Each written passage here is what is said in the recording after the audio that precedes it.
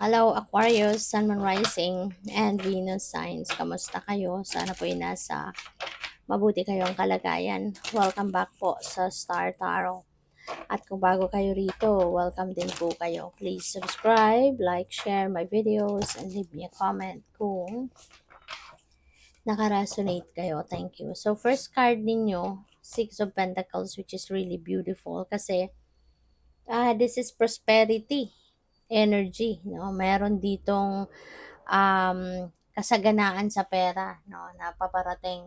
Merong magbibigay sa iyo ng pera, merong magraregalo, pwedeng bonus, pwedeng windfall, yan, pwedeng merong magbabayad ng utang. So, you are going to be prosperous and abundant. At ikaw, no, pwedeng sa pagkakataong ito, mabayaran mo na din yung mga pagkakautang mo kung meron. And ang maganda rito, kung ano man or gaano man kalaki ang dadating na pera sa'yo, this is more than enough doon sa pangangailangan mo. Kaya pwede kang makapag-save pa for the rainy days, makapag-save pa for future purchases, no? Kung meron kang binabalak na bilhin, malaking item, or pwede ka rin na makatulong din sa iba, no? Meron ka pang, you have more than enough para makatulong din sa iba. So, yun. We have Four of Pentacles. So, yun, meron ngang paparating, no? This signifies that there is money coming in. At, yun nga, reminder din ito para sa iyo to manage your money wisely. Sana hindi kayo yung nagwa one day millionaire, 'di ba? Sana maalagaan ninyong maigi yung pera, as in talagang mapunta, no? Ma-manage ng maayos ang pera at mailagay mo sa dapat nakalagyan, no, na mapapakinabangan mo talaga ng maayos, hindi lang sa ngayon kundi in the near future. At saka yun, kailangan balance, no? Balansehin din ang pagmamanage ng inyong pera. Hindi lang, kasi minsan maganda rin yung nagbibigay din. Maganda rin yung nagiging generous tayo, lalo-lalo na kung wholeheartedly mo ginagawa ang pagtulong sa iba. Makikita mo na lang, 'di ba? When you are generous, makikita mo na lang, no, na kung magkano man yung binigay mo, magkano man yung tinulong mo, triple or hundredfold pang babalik yan sa'yo, no? Kaya hindi rin masama ang tumulong.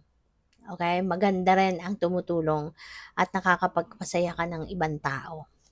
So we have Temperance. This is about healing, balance. This is also about patience, yung ganon. So, maaring yun ang mga kailangan ninyong i-observe sa sarili ninyo sa ngayon. Diba? So, tingnan natin kung ano pa ang ganap. And by the way, maraming salamat for subscribing. And if you haven't subscribed yet, subscribe na kayo. And also, maraming salamat din for not skipping the ads. Malaking bagay yan sa akin. And also, please click the join button sa baba ng video kung gusto ninyo na mag-join kayo sa membership. So, we have courtship. Ayan. So, baka ang iba sa inyo will be focusing on your love life. Kung lalo-lalo na kung kayo ay single pa, baka may kaligawan kayo sa ngayon, pwedeng mauwi na ito sa seryosong usapan, seryosong relationship. Pwedeng magiging official na kayo ng manliligaw mo or nililigawan mo. So, pwedeng ganon. So, we have expectation, and yeah, siguro ang iba sa inyo is setting your expectations, no, sa person mo. Paaaring meron kang mga plano, no, para sa iyo. May mga iniisip kang relationship goals, no, na gusto mong ma-achieve. Pwedeng ganun ang ganap, no, for some of you. So, we also have gift. Wow. So, merong magraregalo sa'yo. And yun nga, 'di ba? Pupuwedeng related 'yan dito sa Six of Pentacles.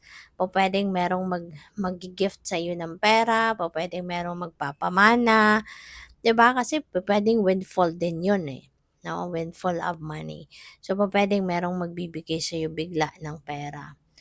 Possible din, Aquarius, na ang iba sa inyo rito, Hindi lang ito material na bagay, hindi lang ito pera na puwedeng matanggap ninyo.